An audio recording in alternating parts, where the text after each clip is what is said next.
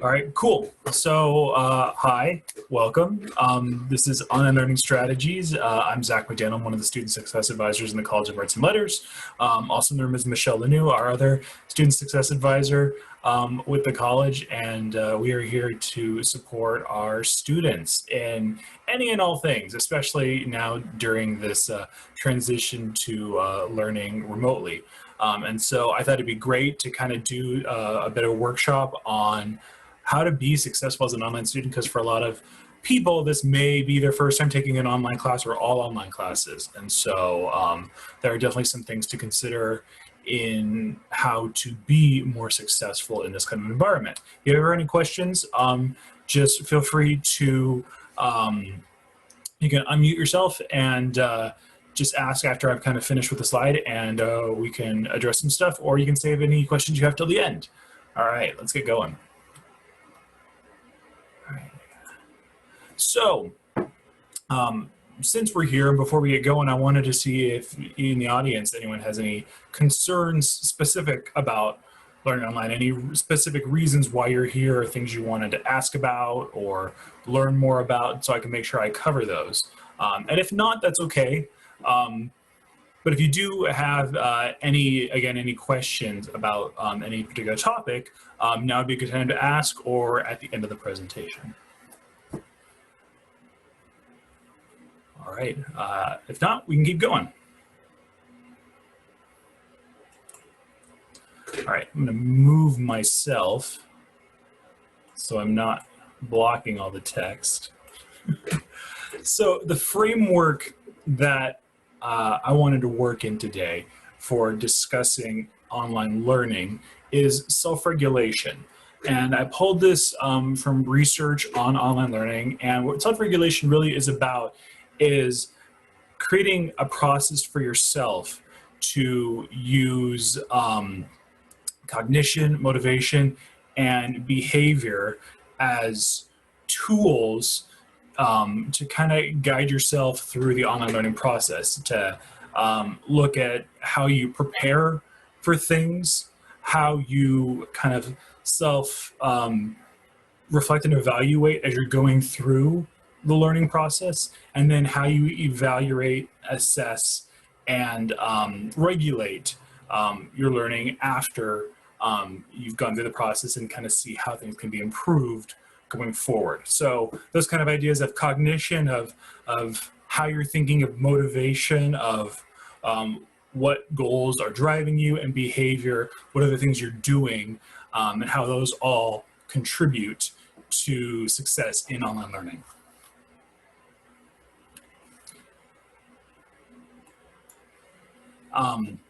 So this other group did a really great kind of literature review of all these different research projects and experiments and analyses that looked at learning strategies with self-regulation and online learning, and they wanted to see what reported positive results. What were the strategies that allowed students to actually achieve their learning goals? And so they looked at all these different papers where researchers have looked at different specific factors, and these are the ones they kind of found results for. So they found that time management, metacognition, which is thinking about how you think, and I'll kind of talk more about that, effort regulation, and critical thinking, all were factors that related to positive learning outcomes. So people actually achieving their education goals, what they wanted to learn. And some of the factors they've looked at that had little or no consistent positive association were rehearsal, elaboration, and organization. Rehearsal can essentially be summed as the kind of repetition of going over material. So just rereading a section over and over again could be considered rehearsal.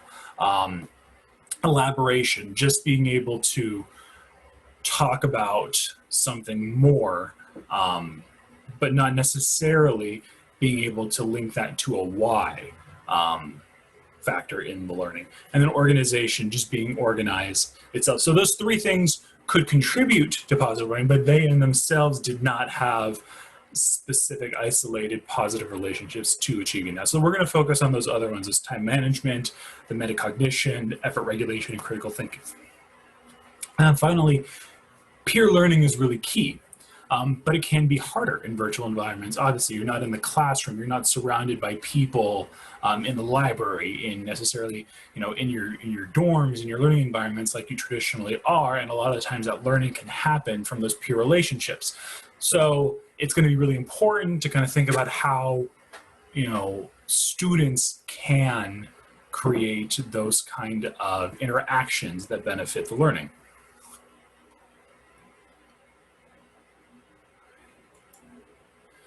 So let's talk about time management first. I think a lot of us know that time management is important, but we overestimate our abilities to do it successfully. And one of the things with online learning is that it really can require a lot of self-pacing and creating your own structure. While some classes may require you to be at a certain place at a certain time, if you aren't leaving your learning space, if you are learning from home, and that is the place where you live, you go to school, you may be working virtually, it can be really hard to create a separation between all those, and that can become a big distraction and lead to bad time management. So it's really important to create a schedule and stick to it. And that means consistently going to class at the same time, every time you have a class. That can mean making sure you build in enough study time into your schedule, because you're not necessarily going to have those physical reminders of, okay, now is the time to go to class, I'm on campus, I'm going to go to the library now after class, or I'm going to go study at a coffee shop. Instead, now you have to really make sure that even though your space may not be transitioning, you are giving yourself that time to study.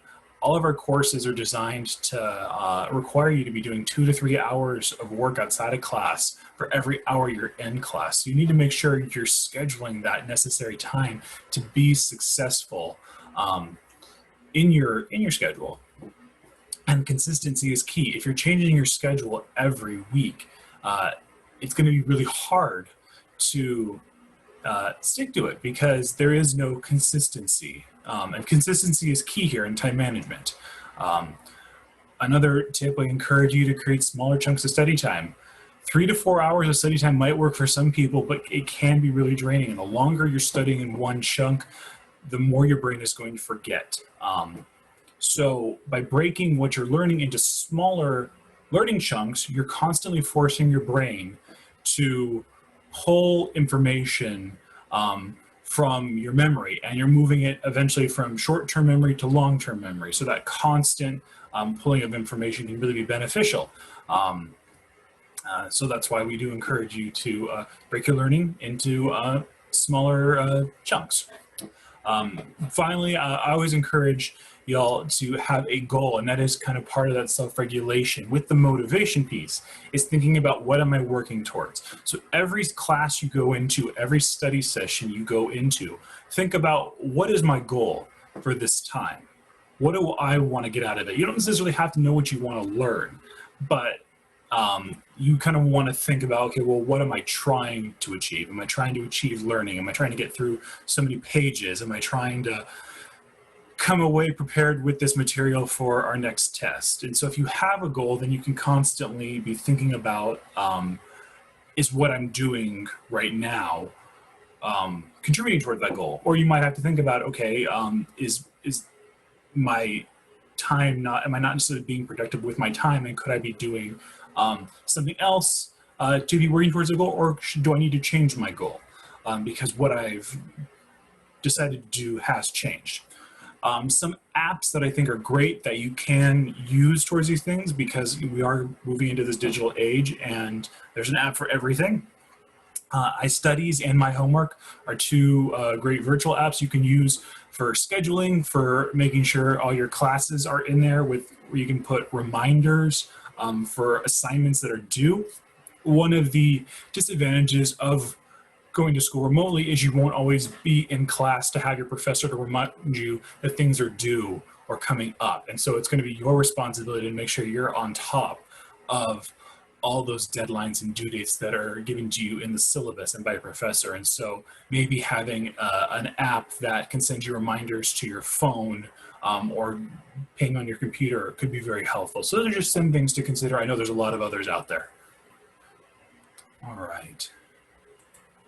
Next, removing distractions. And this is really big when it comes to learning online, especially now, because for a lot of us, the place where we would go home to relax is now also the place where we have to work and study from. And we a lot of times have to do it with other people, whether they be roommates or partners or families. And with all these people in one space, it's really important to set boundaries and remove distractions that take away from your learning. So ideally, you could find a quiet place set aside just for studying. And that helps for a couple of reasons. A, you're not going to have the distractions of things around you or maybe other people always coming into your space, but it also helps focus on learning, because if the space you are studying in is, say, your bed, that's also the place where you relax and where you fall asleep. And so it's harder to separate those two things. Whereas if you have a table or a desk that is just for school, just for studying, then when you're there, that's the mindset you can be in. And then when you're not doing those things, you can leave that space and set it aside. And then you know, okay, I'm not at my desk anymore, I'm on the couch. Now I can relax. Now I can lounge and enjoy other things. I encourage you to communicate your needs and schedules with your family and your roommates. It's really important, especially when we're all using shared spaces, that people know what you need. And so if you need to be in class at certain times, you need it to be quiet, it's pretty easy just to at least ask to make that step and let people know that this is what I need to be successful. And hopefully your family and your friends will be supportive of that. And you might have to be flexible with them because they might also have similar needs. And so it's important to be flexible and work with each other to do what you can to help accommodate everyone. I think there's a lot of research out there that encourages music, and music can definitely be beneficial if you work well with music. If music is just going to be a distraction, or if the type of music you're using is going to be a distraction, then it may not be so beneficial to your learning. So that's going to be kind of for something for you to evaluate. With that kind of that metacognition piece, thinking about how you're thinking, thinking about how you're doing, you kind of have to ask yourself, you know, if you add this one factor into music, is this benefiting me as you're going through your learning? Is this music helping me learn and helping me focus, or is it being a distraction? And then you can kind of adjust the behavior piece and go from there. And again, I think with distractions, identifying that goal you're working towards will be really beneficial, because then you can kind of assess, are these things that I'm doing contributing towards that learning goal, or are they taking away from it? Apps, again, that I think could be really cool to use.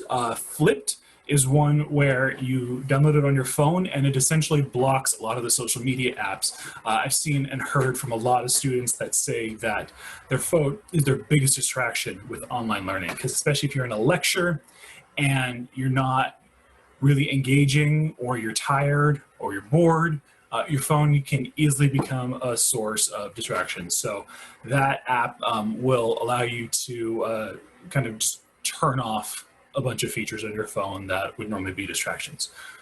Cold turkey and self-control are other computer-based apps that block certain websites. So if you don't want to go on Facebook, or you don't want to go on Instagram, and you know you're going to be tempted to, and you want to block those websites, you can download those kind of apps that'll block you from using those websites altogether, or for just a certain amount of time. So again, you don't have to use those, but there are tools there for you.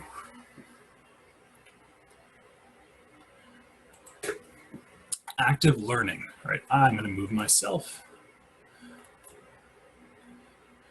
I'll move me up here right now. All right, so active learning is actively participating in the learning process. Learning doesn't have to happen passively. It won't just happen to you. Just going to lecture and just physically being there, even mentally being there, isn't going to necessarily benefit you. So you got to participate in it somehow. And so if we're kind of thinking along those lines of motivation, cognition, behavior, we can kind of look at some of these tips. So try to speak during class at least once if possible, and I might expand on that to at least participate in class. And that could be a behavioral goal you set for yourself. So you go to class and every day you say, okay, I'm gonna force myself to participate at least once, whether that's answering a question, asking a question, posting in the discussion boards, or interacting with one of your peers in the class. Doing something to make sure you're actively contributing to the class can be very helpful. Using active reading and asking yourself questions about your learning. So with the cognition piece and thinking about your thinking, as you're reading, you can ask yourself, okay, did I understand what I just read? I just read this chapter on physics or history. Do I understand what I just took away from that? Could I quiz myself on it? Could I teach this to another person after having read it? Or do I have to go back and try to better understand certain parts? So it's important to kind of ask yourself questions as you're going through the material to make sure that you are learning it and kind of assess along the way.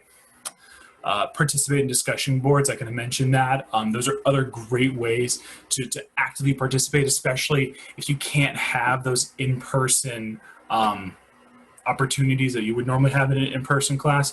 Discussion boards can be a huge way to participate. Instead of just viewing it as something you have to do, maybe for an assignment, view it as an opportunity to expand upon your learning. You know, what kind of question could I ask to really engage in the material, to kind of further my own understanding? Those are things you can contribute to those kind of discussion boards.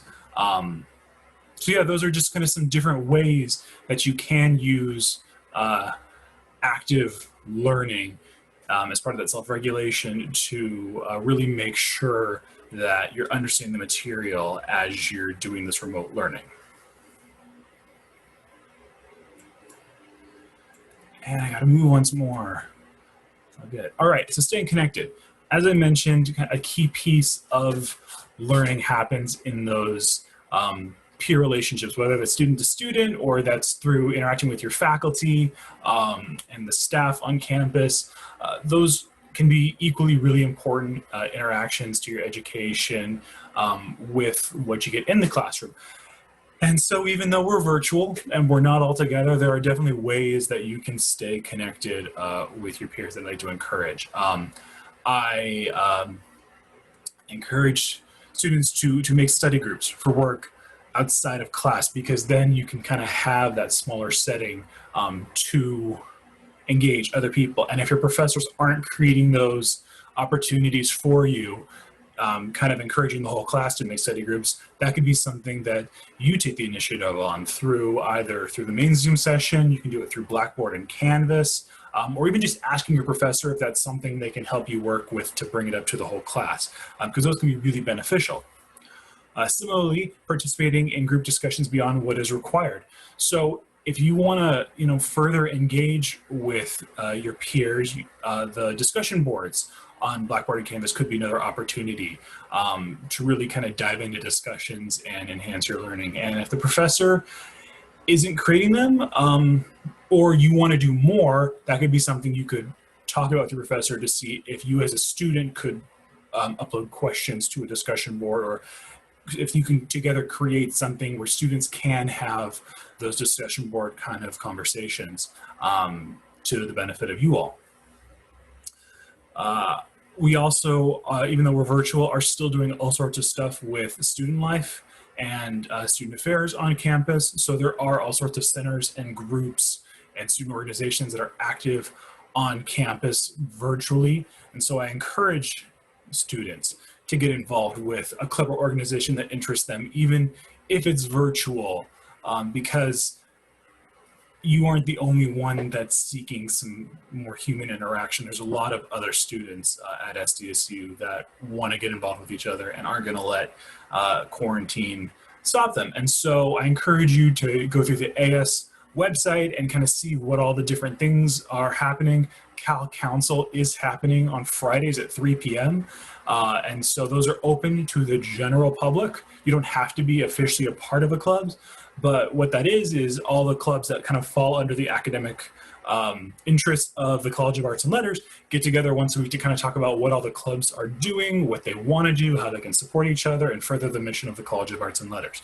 And it's a really cool opportunity, not only for club members, but for members of the public to kind of come in and see how they can get involved and if there's a group that they specifically want to connect with. And with that, we have Aztec Recreation and our cultural centers as well doing other kinds of virtual interactions and content. So definitely things to check out and get involved with. Some apps that I think are really useful. Google Suite is obviously something a lot of people use to not only do work, but you can kind of collaborate through shared documents and projects. Slack and GroupMe are definitely popular group using websites where people can kind of create long chats based on different topics or group relations. Miro is almost like a virtual whiteboard that you can have people join, and so you can all virtually use essentially a virtual whiteboard. You can write on it, you can post stuff, you can create graphs, and then you can all be working live together. So something to consider, and other ways to definitely engage with people even though we're all online. One of the parts of self-regulation that I think might get overlooked a bit is actively seeking help when you need it. You don't have to learn on your own, even though you might feel isolated or be by yourself. You don't have to feel that way. And there's a lot of people that want to connect with you and support you in your learning journey. And it's important as you're assessing your learning goals and whether or not you're achieving those to think about who's out there that can support and can actively help you in achieving those goals. So what I encourage students to do is communicate with your professors about your needs early and often. I encourage them to do this when we're in person physically, and students still put that off. It's even more important to do that ASAP as an online student learner. You don't know what's going to happen if there's a health emergency, if your internet is spotty and the Wi-Fi is bad. If something comes up, you need to let your professor know. And do it sooner than later so that we can work through it and find you the support you need to be successful. Similarly, if you're just struggling, because a lot of people are struggling with this transition to online learning and this kind of environment because it's not necessarily natural for a lot of people, let your professor know. Tell them that this isn't working for you, or that you want to do better and that you're just finding it challenging, and are there ways they could support you. Your professors really do want to help. That's why they're teaching. They want to be there to help you, and they'll all have office hours as an opportunity to talk to you in kind of a one-on-one or a small group setting. And if you can't make it during their office hours, just message them as soon as you can and let them know that you want to meet, and then you two can work out an arrangement for when you can get together and kind of talk about what's going on. I encourage you in every one of your classes to find a friend in there that you can get missing information from. Again, if something goes wrong with your computer or your internet, or there's an illness, or you have to miss class for any particular reason, it'll be really beneficial to have someone in class that you can get the information from. It's harder virtually because you don't have the benefit of maybe running into them on campus. Outside of class, you're going to have to, put a little more effort in to make that connection virtually. So it's important to do that sooner than later. Some other resources we have on campus: the Economic Crisis Response Team is there for students if during this global pandemic, if you have issues with food insecurity or housing insecurity. I know a lot of people are out of work or have had their hours cut, and I know a lot of students work and depend on those job hours to help pay for school. So if you are struggling, we do have the ECRT there to help support our students and provide them with those resources so that those don't become a distraction to your learning. You can kind of Google them and their website will come up. They also are working with the library to help provide students with technology needs if for some reason you don't have those, and that's understandable. I put the link on the page as well for all the different virtual academic resources SDSU is also offering. They've got a great website that kind of talks about all the different ways SDSU is supporting our students virtually, and links to all sorts of different websites and things you might want to use as a reference or to connect to. So I definitely encourage students to check out that virtual-academic-help.sdsu.edu. And finally, you have your advisors. So you have Cal advising, you have your major advisors through the College of Arts and Letters, and you have your Student Success Center. You have myself and Michelle as Student Success Advisors there to support you.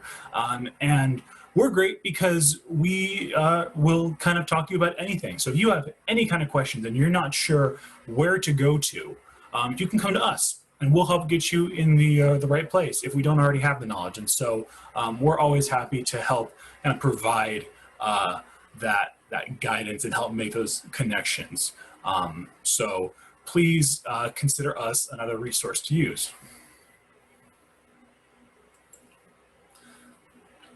And as far as resources go, we've also got all these other great resources that have gone virtual during the global pandemic. And so our library did have some physical space. They've kind of shut that down right now as we're kind of evaluating our cases of COVID within the campus community, but they still have their 24/7 virtual support. So if you need to get access to research materials or certain books, you can get in touch with our library, and they do have that 24/7 support. A lot of our students have to take math or statistics, whether they're a STEM major or a Cal major. And that can be one of those bottleneck courses for students because it may not be their favorite subject. But we have tutoring support available, and it is being held virtually through Zoom this semester, and I encourage every single student I interact with to take advantage of that because it's a free resource to you, and they're there to help students like you who may be struggling with those subjects. So I do encourage you to take advantage of that.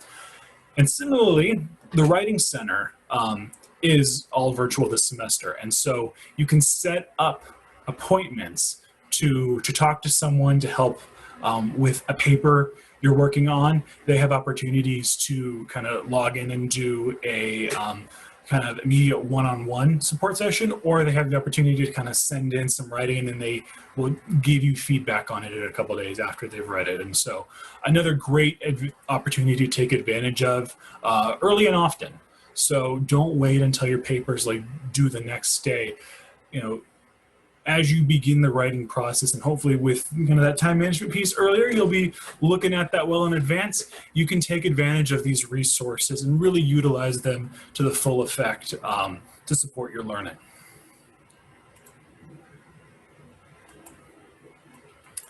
All right, and I think I couldn't really talk about online learning, especially during a global pandemic, without talking about taking care of your health. It's going to be really important that you think about that as a factor in making sure you're able to achieve those learning goals you have for yourself. I know that the level of insureness in the world right now can be very stressful to people. And I know a lot of people are struggling with health personally or with loved ones, and we want to make sure we take care of that. And so our counseling and psych services here at SDSU offer some great self-care resources virtually that deal with how to cope with quarantine and COVID. And they do have therapy appointments with therapists that you can take advantage of as a student. So if you would like to just talk to somebody that's not necessarily the people you've been quarantining with for the past 5 months, there's an opportunity to take advantage of that as well. Additionally, Student Health Services is doing COVID testing for students. So if you need to get tested or if you're concerned about it, if you've come into contact with someone and you're just not sure and you want to make sure you're okay, you don't have to go far. If you're in the local campus community, you can take advantage of that. So that is something that's available to you as well.